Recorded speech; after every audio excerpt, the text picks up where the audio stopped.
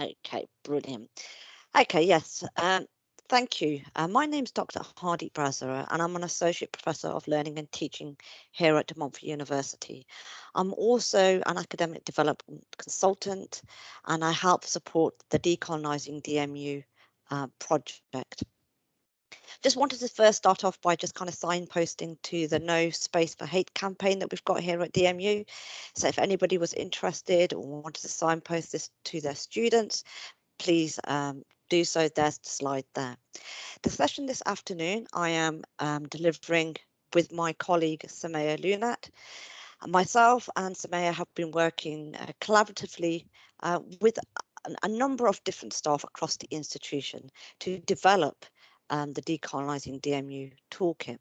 So at this stage, I suppose I want to make it quite clear that although I'm delivering the session, which is labelled the DMU toolkit, I cannot take responsibility for that. This is a collaborative approach, and it's to the thanks of a number of staff across the institution, Samaya being one of them, who have tirelessly created a set of resources to be able to help support staff to understand how we can think about decolonising our practice.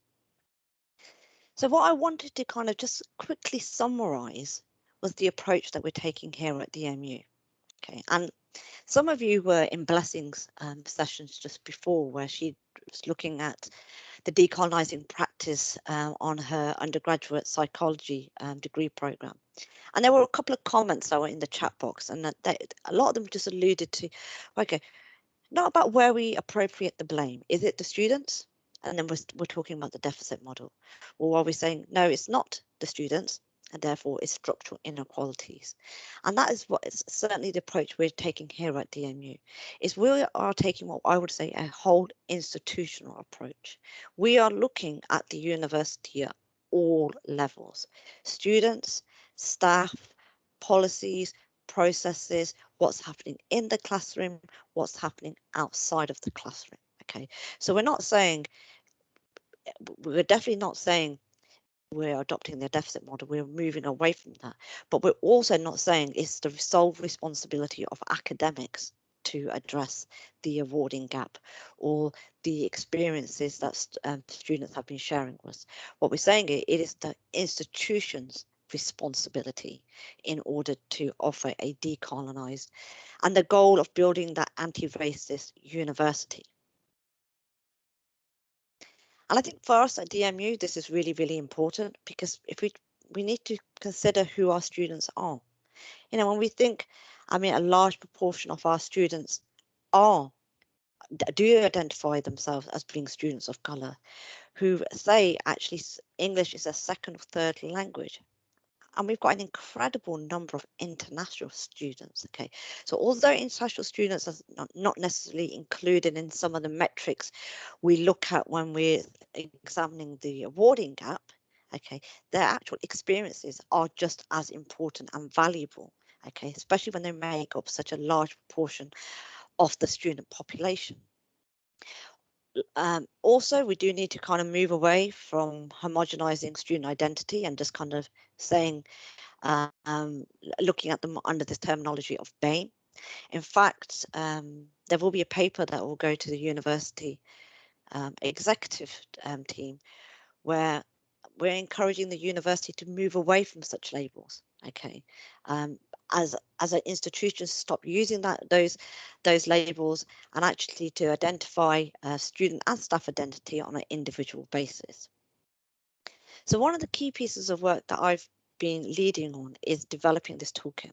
Okay, but like I said, this is very much a collaborative approach.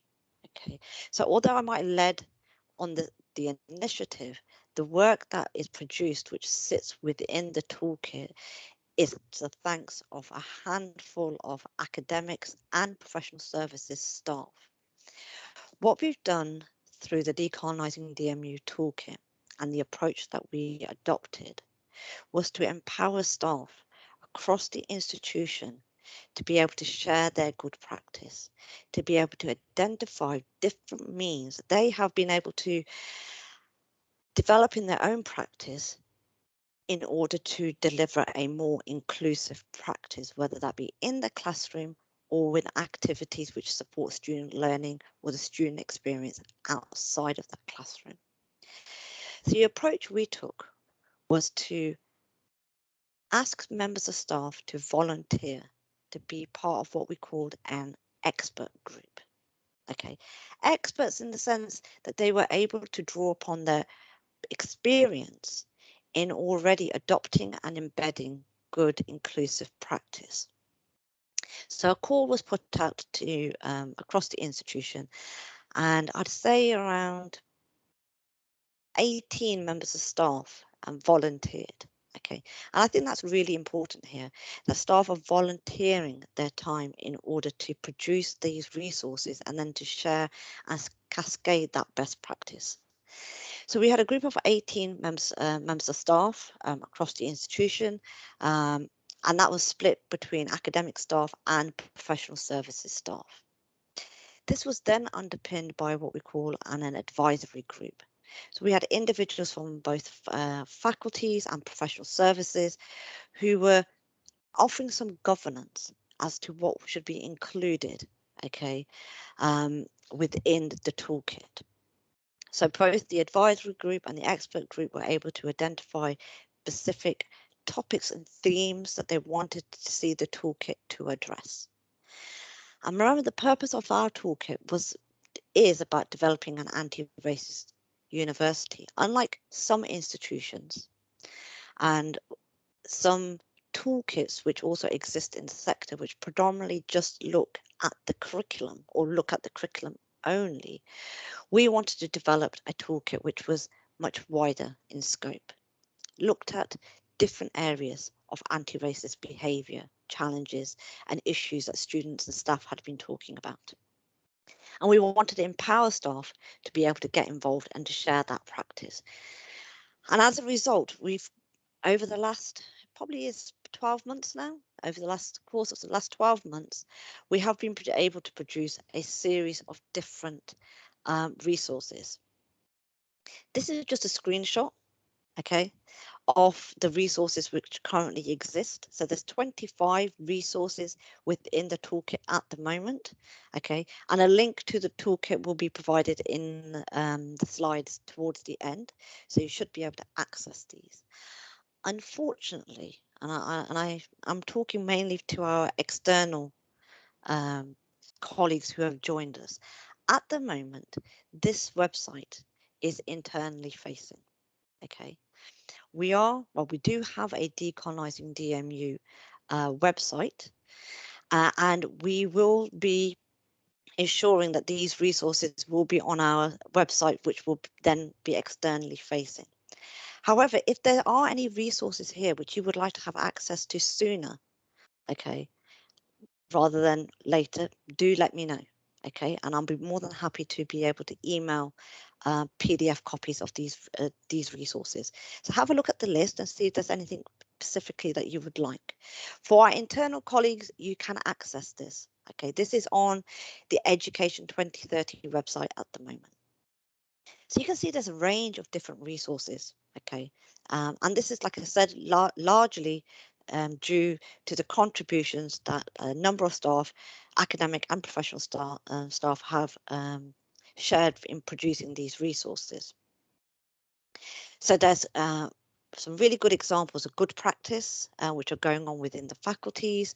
There's some real good examples about how you can build that inclusive classroom, which Samaya is going to talk about later on, and she's also going to talk about the work that she's done around assessment checklists and internationalization of the curriculum. So I'm just going to signpost you to a few of the resources, just specifically. Okay. So there's one resource, okay, called Embedding Decolonising and Inclusive Approaches in curriculum design, learning and teaching practices. Okay. Now this resource is something that I led creating, but I did very much take the SOAS toolkit for inspiration and looked to colleagues from SOAS to help produce this particular guidance. So at De Montfort University, just to let our external colleagues know, we're going through what we call a program transformation. So we are currently transitioning from our normal model of teaching to block teaching. And this is called Education 2030. So the new academic year in October 2022, our first year students will be engaging with their programs under a block teaching method. So what we decided to do, um, the decolonising team and colleagues who were part of the expert and advisory group, was to use this as an opportunity to be able to provide some resource to individuals who were going to undertake curriculum redesign along the block teaching process. This particular resource focuses on 3 stages. Okay, focusing on how we can design and develop a more inclusive program / module. So very much thinking about how we can making sure that learning outcomes can be inclusive, thinking about good assessment design, thinking about the broader experience that students may encounter when developing a program / module. The second stage really focuses on specifically the curriculum and the contents. And this kind of comes back to a lot of the work that I suppose Blessing was talking about in her session, the real importance of co-creation. Okay, how are you co-creating with your students? How are you listening to the student voice? Okay, how are you thinking about what resources you're using? What is the history behind the subject that you're teaching? Okay, how can you have those constructive conversations with your students? Okay, and the last stage of this particular resource then focusing on pedagogical approaches. So not just what you teach, which is what decolonising the curriculum aspect does, but how you teach. Okay, what what learning and teaching methods are you utilising? How are you creating that sense of belonging in the classroom? Okay, or how is the institution creating that sense of belonging outside of the classroom as well? This particular resource is underpinned by a model of decolonisation. Okay, so this is just one model of decolonisation. There are other models that does exist within literature and the sector. But what we try to do through this particular toolkit, and specifically this resource, is to start off with the member of staff to think about what their positionality is. Okay, I think it's really important for anybody that is engaging in the work of decolonisation, who strive to make sure that they're developing a inclusive practice, understand what their positionality is, understand intersectional issues, understand what privileges they may have in order to understand the impact. And then there are other ways that we can supplement that conversation. Okay, that the teacher can supplement that conversation. It's about that co-creation piece. How are you having these meaningful, constructive conversations with your students? How do you understand, okay, the history of how your subject, the knowledge has been created? Okay. How are you utilising inclusive pedagogies? So at De Montfort University, we very much champion universal design for learning as one means to deliver a more flexible approach to learning, a more inclusive approach. But there are other pedagogies, critical pedagogies that you could explore. How are we developing that inclusive experience? And that inclusive experience has to be in the classroom, face to face, virtually, and also about the wider experience that students are facing. So whether that be in their halls of residence, whether that be linked to the student unions or any clubs or societies supporting events that they may be involved in. And how we're also underpinning our inclusive curriculum through the deployment of inclusive assessment. Because if you've done the hard work and worked really hard in developing inclusive curriculum, we don't want to undo that work if actually our assessments aren't fit for purpose. Okay, what can we do? So we've tried to adopt this model for staff to self-evaluate. to reflect and critically think about their practice. We're not saying all members of staff have to look at every single element, but they need to think of it in holistically. Okay, and this is where I very much echo Blessing's message from the session that she delivered before. Taking a program approach is really, really important. Students, remember, students undertake a program. Okay, and sometimes as lecturers, program leaders, module leaders, we might just think about our teaching very much in silos. But remember, the students doesn't experience silos, they experience the whole program, which is why it's really important to make sure we're having these conversations as a program team. So a lot of the resources which have been created and underpinned within the toolkit do draw from critical pedagogy. It is about rethinking the power dynamics in the classroom, rethinking about having those conversations with students. Okay, to some extent, we could argue that we're kind of unlearning the learning through relearning. Okay, it's through this reflection and evaluation piece, which I think is really, really important. We don't want students just to listen to everything we say. We want them to challenge, have those critical evaluation skills. Okay, we want them to be active and critical subjects in the classroom, not to be passive learners. Okay, and this is very much, well, and we can enable this in a number of ways. One, about how we teach. Two, in terms of what we teach. And three, by rethinking that classroom dynamic. We can learn from students, and they can learn from us too. There are other approaches, okay, some really good tips, okay, another colleague put together, and through this particular resource called How Can We Decolonize a Pedagogical Approach? So this particular resource gives some really good tips about very simple things that we can take away and apply to our classroom practice. Okay, I'm going to now hand over to Samaya, okay, who's going to talk about some of the resources that she's created, which again will give you some real clear and visible practical takeaways about how you can think about developing that inclusive practice. So Samaya, over to yourself. Thanks, Hardy. Yeah, thanks very much. I kind of just wanted to begin by really explaining not just what the resources are, but how the resources came about. So the Inclusive Classrooms research was very much, the resource was produced a lot through my PhD research. So I'm currently in my third year of looking at the intersections of language and race in the context of bilingual minoritized students. And that's particularly important here for us as tutors, especially when Hardeep mentioned our student population and how we have a large cohort of students who use English as an additional language, in addition to our international students as well. So if we just go over to the next slide, Hardeep.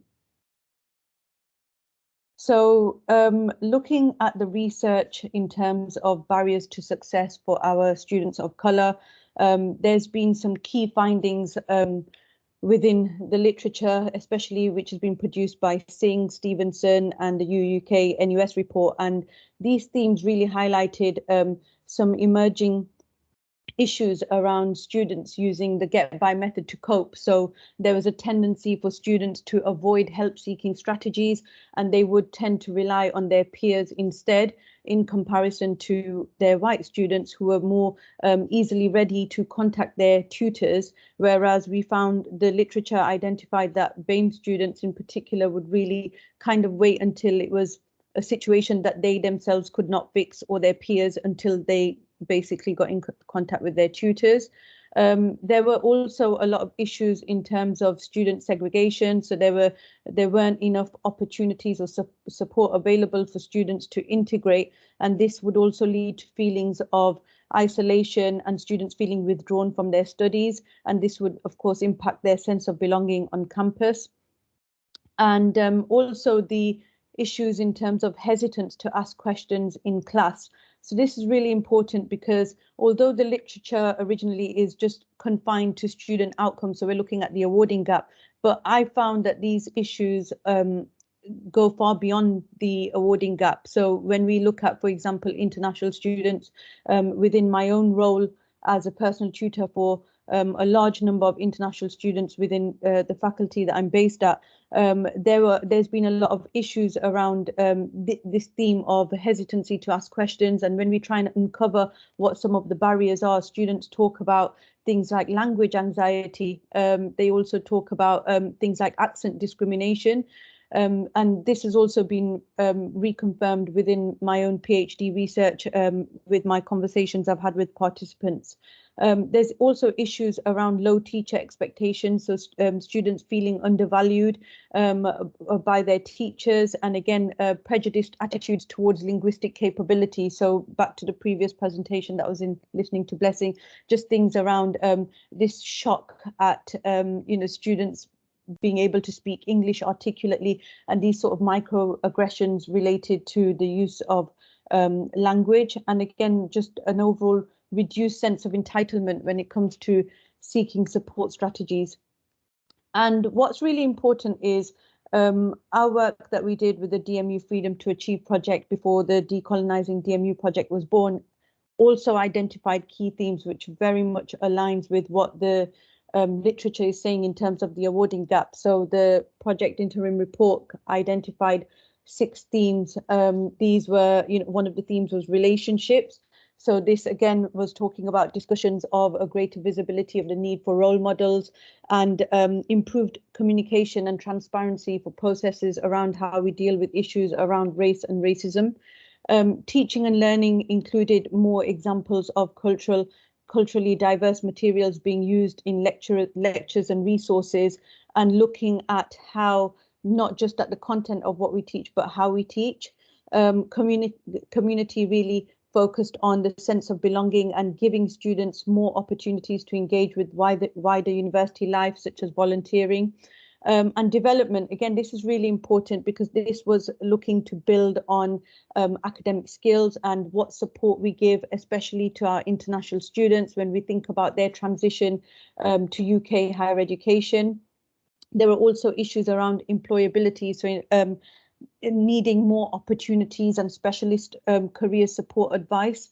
And exclusion also came up as a theme where students discussed feelings of being alienated due to a sense of not belonging because of cultures of whiteness being present. So I've linked the report in my bibliography. So it's written by Dr. Lucy Antley. Please do give it a read. So I think it's really important to try and help us to understand where we are currently with the project as well.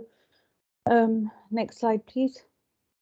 Yep, so what I did is basically looking at the work we did with the Freedom to Achieve project, looking at the literature that's been available in terms of looking at some of the barriers to success, and looking at my own working example. I thought it was really important that, I put forward some practical suggestions for tutors to implement. So one of the things that I did in terms of trying to alleviate and overcome issues around hesitancy to ask questions in class was to put forward a system where we develop a buddy system for all learners in the class.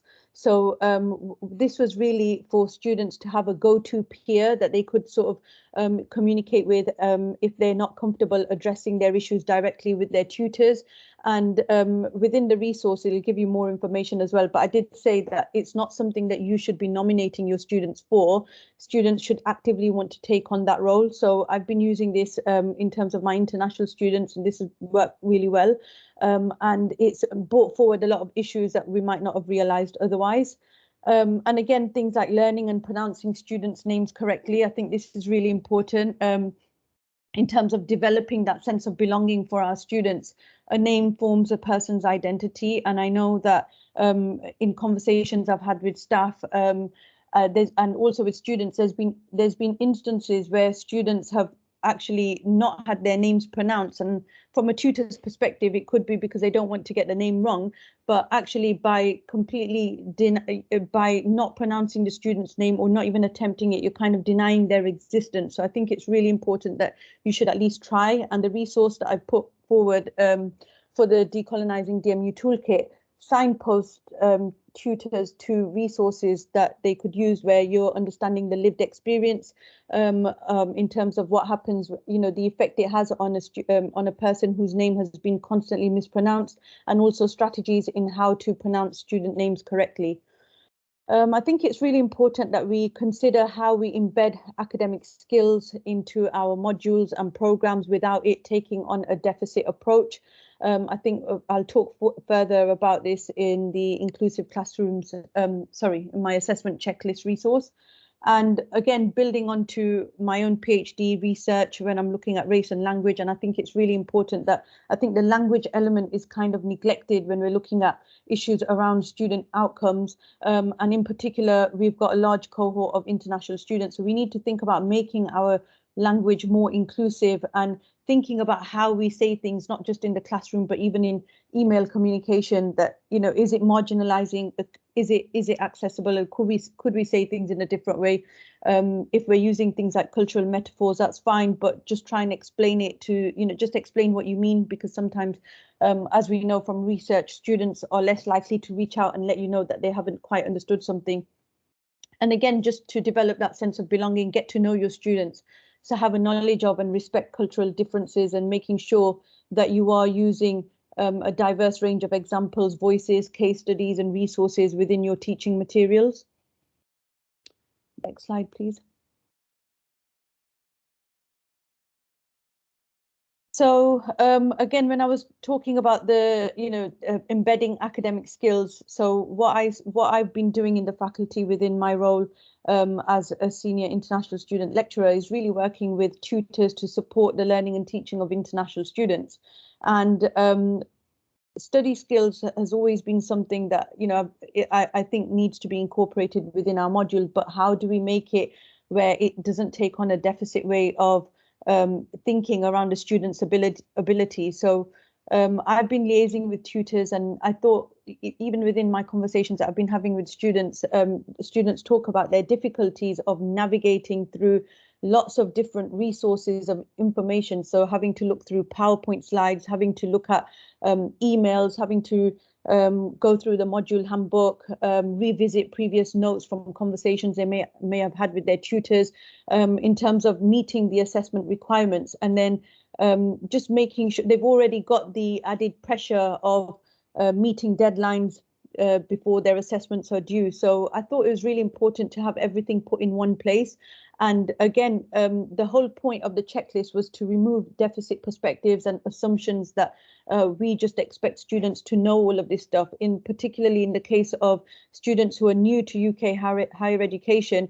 It's about placing, where does the burden of adaptation lie? It shouldn't solely be on the students. So we should be giving that information to students and signposting resources effectively. So the template here is a generic template, so you can see the actual resource for how business tutors have adapted it to actually fit in the contextualized elements. So the subject content requirement will also go alongside this, but this just highlights key resources from the library and learning services. So just making sure that students understand task verbs, instructional verbs, because we kind of have that assumption that students will just know the difference between several different task verbs, but it's just making sure that we've given them all the information that's out there. And again, there's things around the critical thinking toolkit, so students can go and use these activities to go and work autonomously, and it's actually worked really well. At the moment, there's about 6 different modules that are using this just within the business and law faculty, and what the feedback that I've received is that tutors have reported a higher quality of assessment submissions, and they've actually found that there's been a reduction in minor academic skills mistakes. And it's not just the Faculty of Business and Law that are using this. I've shared this resource with students from the PG CAP as part of the decolonising work that I've done with Hardeep, and there's been a lot of feedback from tutors who are interested in implementing this within their own modules. So if this is something you'd like to consider, please do get in touch with myself or Hardeep. Next slide, please. And again, back to lived experience and what I was saying about the student's sense of belonging, I think it's really important that we capture counter storytelling and narratives from marginalized authors and students. And one of the ways in which we've done this is with the Decolonising DMU project. We've done a lot of work within our library work stream in terms of our read to debate sessions and Kimberlin sessions that I've done with my colleague Kate Olson. And within these sessions, we introduced staff to anti-racist literature. And I think it acts as a really good starting point because it provides a stimulus needed to enable discussions around decolonizing and getting students to getting staff to evaluate their own practice. And a lot of staff who have attended our workshops have then gone on to try and enable storytelling within their own classrooms. So the resource here identifies a case study in which a former colleague of ours, sadly now, Alison Statham, she actually used storytelling to make changes to her politics nationalism module. And that was for undergraduate students. So that's also some of the ways in which you can think about capturing the lived experience and putting forward alternative perspectives that don't frame negative stereotypes for marginalized people. So if we go on to the next slide. Currently, what I'm also working on with my colleagues, Dr. Irina Gok and Dr. Sherry Kai from the Faculty of Business and Law, is looking at ways in which we can internationalize our curriculum. And again, this is really important because of the large number of international students that we have, our work that we have with TNE partners. It goes far beyond diversifying our reading list. It looks at intercultural awareness, the way in which we teach alongside what we're teaching as well, and thinking about our student body. So this resource isn't ready just yet. It will be added onto the SharePoint site very soon, so keep an eye out on that. But yeah, again, if you could just, I think these are just some of the things that we've been thinking about. If we look at inclusive, if we're looking at the way in which we're teaching and how we're trying to decolonize our curriculum, there's some clear similarities here with what we're trying to do in terms of internationalizing the curriculum as well. So yeah, these are just some of the resources I wanted to highlight. And if there's anything, and I think if you've got any questions, do have a look at the other resources we've got available. And yeah, I think if we have time for questions now, Hardeep. Thank you very much, Samaya. Yeah, just to reiterate, this internationalization of the curriculum resource hopefully should be up there by next week. Okay, all the other resources that Samaya talked about are already up there for you to have a look at. And for our external colleagues, if you would like access to them, just drop us an email and we'll get that to you. So questions. There was a couple of questions, and I'm just going to come back to addressing those. So I think there was a question from Christian about how we got colleagues to sign up for the CHI to the expert group and the advisory group. So I just want to respond to that. To be honest, the way that we does it was part of what we do at De Montfort University is we have our DMU Connect site, our kind of intranet, and we also do a weekly news output at the end of each week, and that's the call that went out, and actually we were inundated with the number of staff that actually wanted to be part of the expert group. I think initially in the planning, we kind of had thought that if we get between 8 to 10 people, that will be really, really good. And in the end, we decided actually the contributions that individuals wanted to make, okay, and some have been directly involved in actually producing the resources, and some of the colleagues have been involved in actually reviewing the resources to making sure that they've been able to give constructive feedback to the individuals who have been producing it, to make sure that the resources that they create have that kind of wider applicability. So we were just very, very fortunate, okay, that we did have a strong pool of interest from staff from both professional services and the academic body. So in terms of expert, yeah, I suppose would use the word kind of loosely. We call it the expert group because these were individuals who had identified in already having some experience in working with decolonising their practice. Okay, so these were individuals that have already worked on this, had been working on resources either within their own faculties, departments, or within their own subject disciplines, who'd already been identified as individuals that had good good practical suggestions that they've been embedding within their teaching practice. So although the word loosely we're using expert, I suppose we wanted to be able to empower them. I think a lot of it is about the language we use for members of staff, okay? Because remember, these staff, they're volunteering their time, okay? And unlike some other members of staff who are part of the Decolonising DMU project team, where they've been brought out, so they've got some kind of fractional arrangement with their faculties and departments to engage in the work. Individuals part of this expert and advisory group are essentially just volunteering their time, okay? And we've got 25 plus resources produced by 13, 14 different people, but the whole pool of staff have been involved in reviewing those particular resources. There was another question that came up, and I'm hoping I can invite Kay in to respond. So there was a question about how could libraries support the discovery of resources, and Samaya did mention this very briefly in the work when she talked about us that we do have a library support stream, okay, who are a critical element of the Decolonising DMU project, okay. So if I can just maybe invite Kay in just so you can respond to that question, Kay, I'd really appreciate that. Okay, thank you, Hardeep, and thank you. I think it's Siobhan, did you say in the chat? Is that the right name?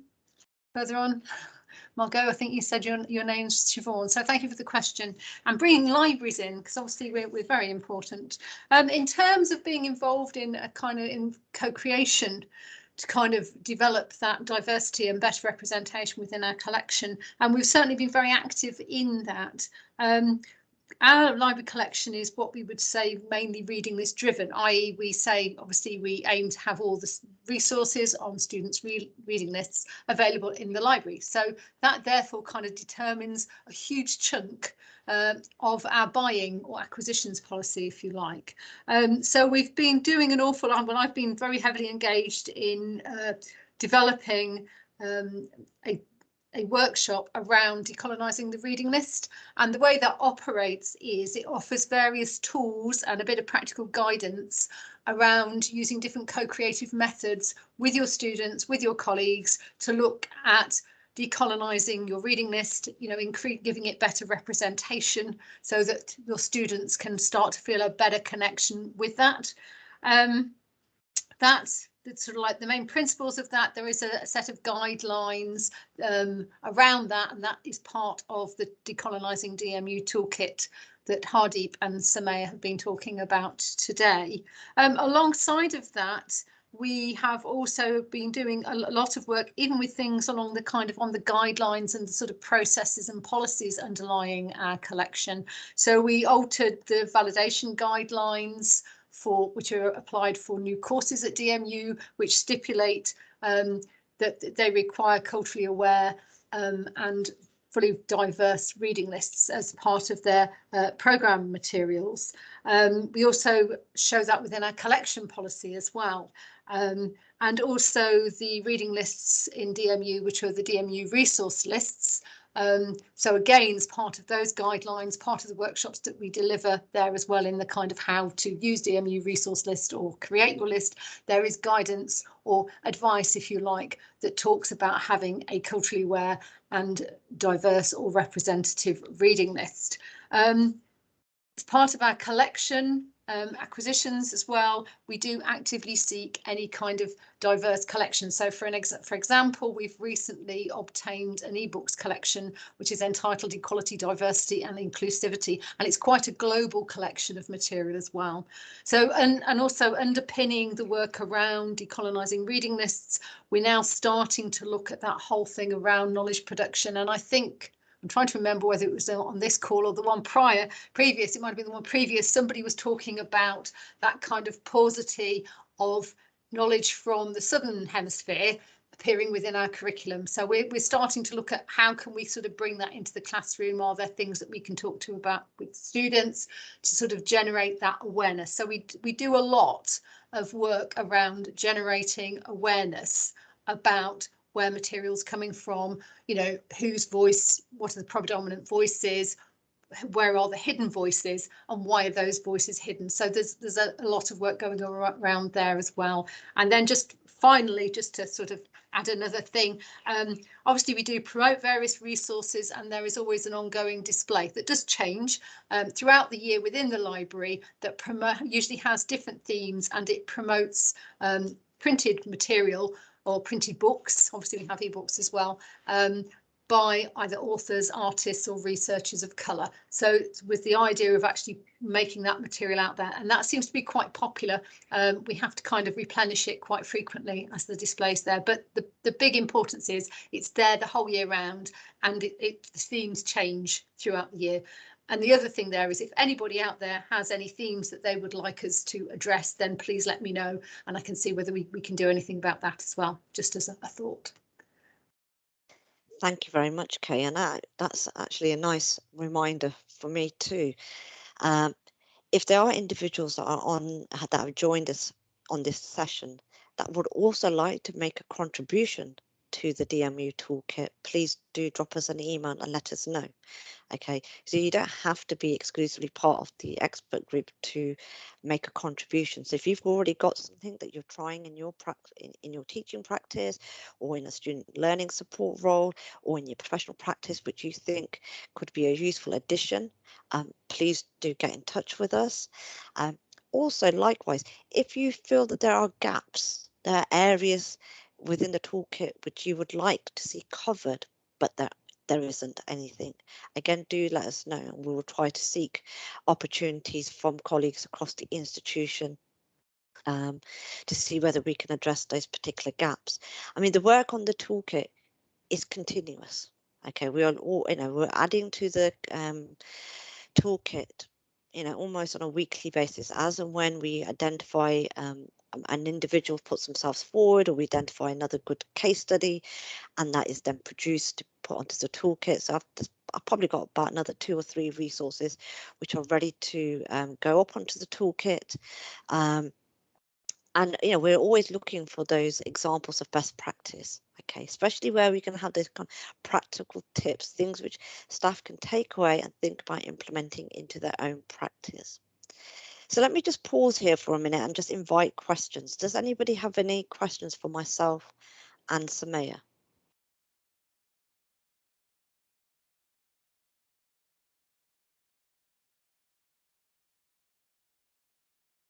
I think Samaya, our work is done then, if nobody has any questions.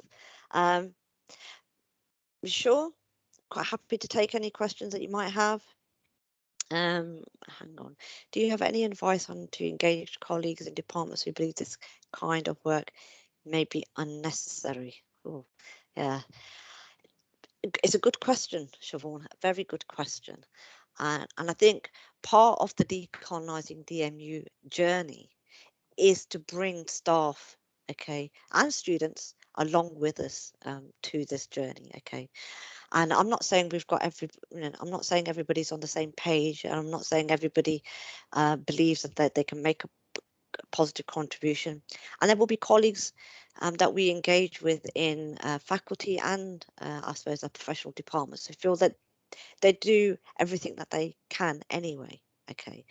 But I think it's just kind of making sure that they understand, okay, what the purpose of the Decolonising DMU project is, where their role lies within that. So there is some ongoing work where we're trying to identify what are our training gaps as an institution. And some of that might be around having those conversations about race literacy. Okay, so that there is an ongoing piece of work within the Decolonising DMU project where we are going to identify what additional training needs we must try to address. I'd say on the whole, a lot of the directorates have been very positive in engaging with the work. So, we work not just with faculties, but we also do work with departments, our professional services departments as well. But we're also mindful of that as an institution over the last 2 years, there's been a lot of change. Okay, a lot of that change is a result of COVID-19 and the pandemic. I'm having to transition to that. There's a lot of change going on at the moment, which is in relation to our transitioning into block teaching, and there has been some structural changes within the institution as well. So we've got to be mindful that as an institution we have a lot going on. Okay, and it's about creating that space for individuals to be able to meaningfully engage. So I'd say we need to continue to have these conversations, and I think having events like this where we're sharing what that good practice is, explaining to staff and students just what the importance of that work is, can help them bring them along on that journey. So I think that's really, really important. Inevitably, we don't have all the solutions. Okay, if we had all the solutions, we wouldn't be talking about having the need for this project or for this toolkit. So we know that we need to continue to work as an institution to address the structural inequalities that are faced by our students, but also of our staff. I mean, one of the things that the project is also looking at, not just the student perspective, it is also looking at the staff experience and what can be done to address policies and processes and the positive and trying to turn the negative experience of staff to positive experience. Any other questions? Yes, I may have made it as an important comment there about it's about creating that safe space. The fact that we're able to have these conversations, I think, is really, really important.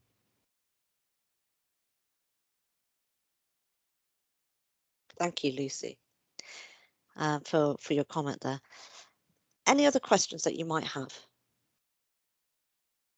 Remember, this is ongoing work, so please do go back and visit the toolkit on a regular basis. Just to kind of finish up on terms of the slides, this is some of our contact details.